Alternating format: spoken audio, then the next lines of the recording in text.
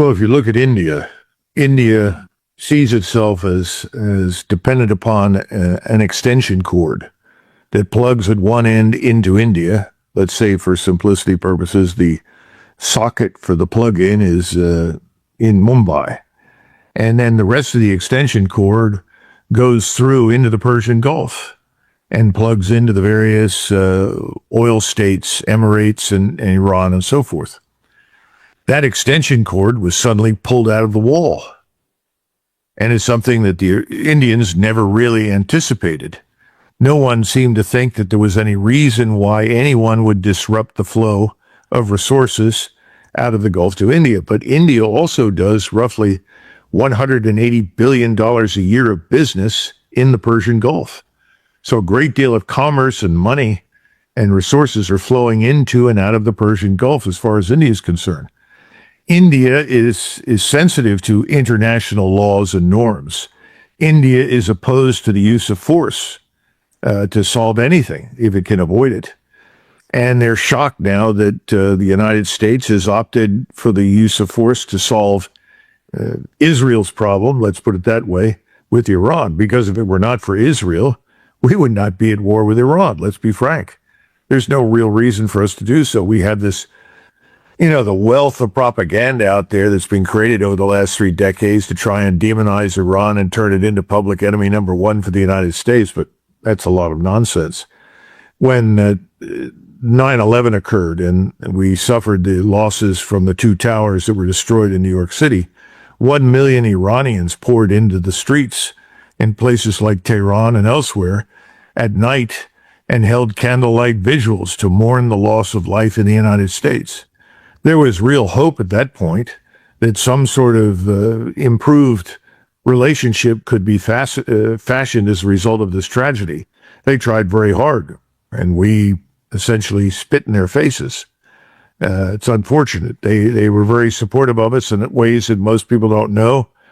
Once we were in Afghanistan, and then subsequently, if it hadn't been for this General Soleimani that we were so anxious to murder, we couldn't have stopped the war against us in Iraq. He was instrumental in going in, persuading the Shiite militias to stop fighting, picked up the imam that was responsible for leading the Shiites, brought him back to Isfahan, put him in a corner, and told him to study theology until further notice. Subsequently, when we fought ISIS, those Shiite militias liberated Christians, liberated Sunnis, liberated Yazidis, liberated Druze, anybody that was oppressed by ISIS. And they fought very hard with us, not against us. All of these things were swept away in favor of Israel's agenda.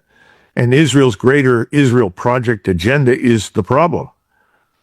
The destruction of life in Gaza, the destruction of life in so-called West Bank in Palestine, now the destruction of life in Lebanon.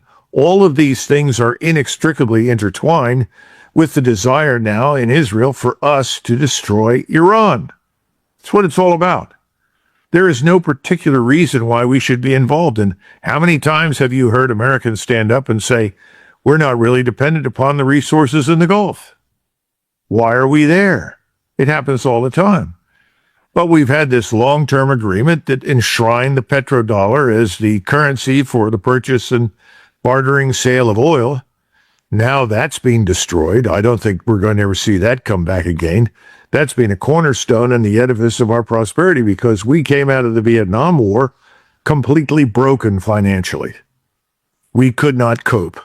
That's the chief reason we came off the gold standard. And that also then made the petrodollar preeminent. This was Nixon's way of extricating ourselves from this terrible economic disaster that LBJ, President Johnson, and his friends had created in Vietnam. Well, all of that's water under the bridge now. I think we're out of the Gulf, and I don't think we're coming back. And that's why I said I don't think we can afford to go back, because we can't finance what's required there. Only China can do that. So this whole war has been nothing short of a disaster strategically for us. The intelligent thing to do now is end it. To step forward and say, this is the wrong instrument.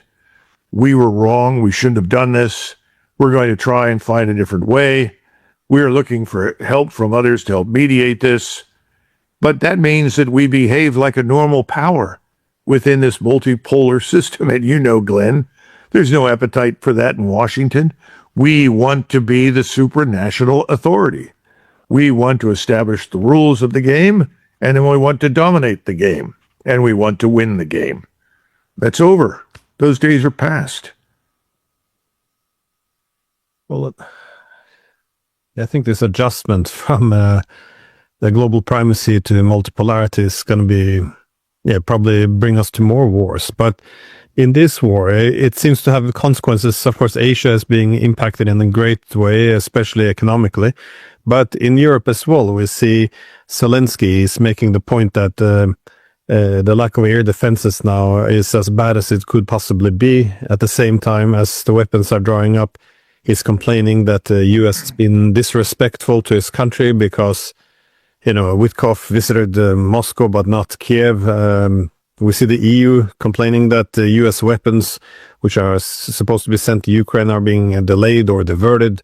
The Europeans are talking about the NATO, establishing a NATO without the U.S., a different NATO that is. And at the same time as you're seeing the situation going worse, the Europeans still appear to be escalating. There is these massive drone programs they're sending to Ukraine, seemingly allowing their territory to be used to strike Russia's Baltic coast.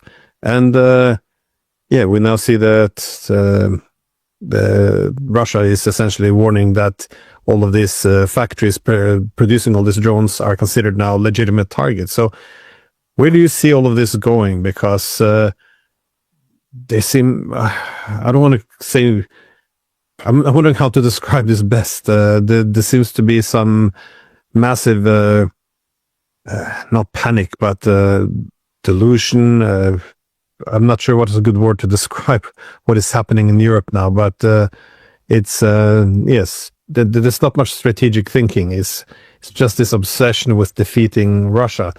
Yet the weapons are drying up. Lack of capability seems to be compensated with more belligerent language and dismissing of all red lines. So where do you think this will take us? Well, my perception is that the misrepresentation of Russia's true intentions, which never had anything to do with conquering anybody anywhere, is going to vanish in an energy crisis that the current governments in Western Europe in particular can't master. I think that's the final straw. So the globalist leaders who want to maintain this war against Russia will be unable to do so because they'll be thrown out of office. I'm still surprised that we have not seen open revolution in places like Germany and Great Britain. I think we will in the future. The situation in England, Scotland, Ireland, and Wales is really bad. We've already seen the Irish come out into the streets. I think we're going to see more of that. They may be the canary in the coal mine for the British Isles. I hope so. But the people that are running the show in Parliament are simply out of touch with reality. They recently refused licensing for more drilling in the North Sea, even though they know that the oil deposits there are enormous and the need for the energy is overwhelming. But we're still dealing with these people that live in this illusory world where wind and solar power are going to replace carbon-based energy. It's not going to happen, not this way. I mean, perhaps at some point, Tesla's dream of harvesting energy from the atmosphere will work, but in the meantime, we have to use what we've got. We've got to survive on that. I think Europeans are concluding that. And I think in Germany, eventually you're going to see a return to the status quo, which is these people that are running things are going to be gone, and they're going to have to restart nuclear power plants. And they're going to have to, once they've thrown these people out, they're going to have to come to terms with Moscow. And they should. Again, everything, all the abuse, the insults, and the lies hurled at Moscow have to be fundamentally dismantled. That's very hard to do when the media is controlled by these globalist governments. The media has not told the truth. They portrayed Ukraine as a sort of luminous group of patriots fighting desperately for their freedom. It's a lot of nonsense. The Ukrainians were built up for the purpose of attacking Russia by us. We encourage this. We cultivate. When I say us, I'm talking about we and the Europeans. NATO is finished. Exactly what I thought would happen at the beginning of this crisis in January of 2022. And I said so. NATO is done. The Europeans must find a way forward for themselves that makes sense. And I think eventually this will happen. I hope sooner rather than later, because President Putin has restrained the use of Russian military power. He's held it back. He has everything he needs to finish this war decisively this year. There's no question about that. He also has the means to flatten substantial areas in the Baltic states, in Germany, Poland, elsewhere, anywhere in Great Britain for that matter, where they're manufacturing these drones to be hurled against Russian infrastructure and against Russian citizens. He has sat on all of this. He has declined to do those things. He's held the force back. The Russians want to do it. He doesn't. I hope that European governments will outpace, the Russian desire for action. I really do, because it would be disastrous for that war to unfold in Europe. And the Europeans today they've lost their fear of war. They don't understand just how bad it can be. And I think these governments, once they're replaced, new people will come in and they'll behave differently. And this man Kerensky and the corruption in that regime, its underpinnings, which are, the worst imaginable criminality, they have to be revealed. The truth has to come out. How many times have we heard about these supposed atrocities committed by Russians, only to discover that they were committed by Ukrainians? And that's not to suggest that in wars all sides make mistakes. We all know that. We committed terrible atrocities on more than one occasion. Most of the time they were accidental. Some of the time they weren't. But what the Ukrainians have done is unforgivable. And this has got to stop. We have to stop them. I wish we would stop immediately. I had hoped that Donald Trump would pull the rug on that one. It turns out he's been unable to do anything. He is truly the prisoner of the Washington status quo. And I think that extends to what's happened in the Persian Gulf with Iran. The Congress has done nothing to really restrain him. And that's because they're all on the payroll. You have a few voices here or there, but the Israel lobby and its agents in the United States have ensured that the money flows to those that support Israel. Hopefully that will change. There is a vote this week on the War Powers Resolution. I hope that produces something, but I'm not optimistic. There's just too much inertia in the system. And Donald Trump, he cannot get past his 3 rules that he learned from Roy Cohn. I'm glad that other people have picked up on that. I waited a long time to talk about it because I'd hoped that would not be the case. But I think we have to be honest. It is his 3 rules of deny, attack, and twist everything into a victory. That seems to be the case. When I listened to the president, who was confronted with a question by a journalist, Mr. President, why did you put your face on the figure of Jesus Christ and then send this out? And he said, well, I thought of myself as a physician who was healing people. Well, that's absurd. He had an opportunity to be truthful. And what should he have said? I'm in terrible mistake. I apologize for offending people. It was in bad taste, and I shouldn't have done it. I regret it. And I hope people will help me get beyond that. That's what should have happened. But he can't tell the truth. And just as we were talking before the show, I said the Iranians are not going to talk to us.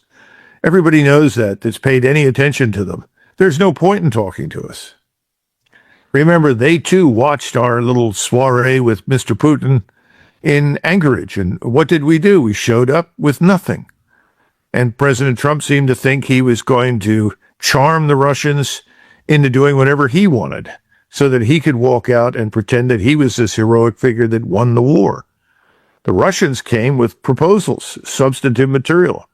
The Iranians came to Islamabad with a group of 70 people. with substantive materials. They thought they were there to actually negotiate a solution. They discovered that's not what it's all about. All of it has been about the same thing. You must submit to Israel. You submit to Israel's demands, the war stops. Well, here's a newsflash. That's not going to happen. Yeah, this deny, attack, and claim victory. It comes with a great cost, though. I can see why it's assumed it will have some benefits, but such as with this, the picture of Trump as Jesus, it comes out just so much worse. But you can say the same in Iran when the U.S. killed all those little girls. If he would have come out just said, because I assume this was accidental. I think that's reasonable to assume. Just said this was an accident. It's a horrible thing. These things happen in war. It should never have happened. This week. Yeah, and then you could put the whole matter to rest. Instead, this whole idea that Iran is launching tomahawks at its own schools, I mean, it just makes the matter so much worse and keeps the whole, wound open. I think this strategy of his deny, attack, and spin everything as a victory. It has to have some exceptions, otherwise it's very self-destructive. Well, there's a portion of the base that supports him that believes in something that was widespread in the United States, certainly at the end of the 19th and the beginning of the 20th century. And there's a statement, my country, right or wrong, but always my country. In other words, whatever your country does, you defend it to the bitter end. But one would think at this point in time that we, like every other power, at some point have made mistakes. And that identifying those is the only way to move beyond them. But he's not the man to do it. And he keeps telling everyone we have the greatest military in the world. Well, we have the greatest military in the world designed to refight World War II. It's not the one we need. It hasn't been what we needed since 1991. But instead of recognizing that, he keeps telling everybody, I rebuilt the military during my first term. Well, he put money into the old structure, didn't build anything new. And, this is our problem. It's sort of like the army of Frederick the Great that marched out to meet Napoleon in 1806. It didn't work, and they were destroyed. We've got to get out of this mess that we're in. If there's anything good that comes out of this, it's that we will see a turnover in Washington. Because Americans are not stupid. They see what's happening. And I think this assumption that everyone is going to rush into the arms of the left is wrong. I think Americans are saying, wait a minute, everyone has betrayed us. Elections don't matter. We go to the election booth, we vote, and we get the same damn stupid outcome. So I think, if nothing else, that realization is beginning to set in the United States. That's a good thing.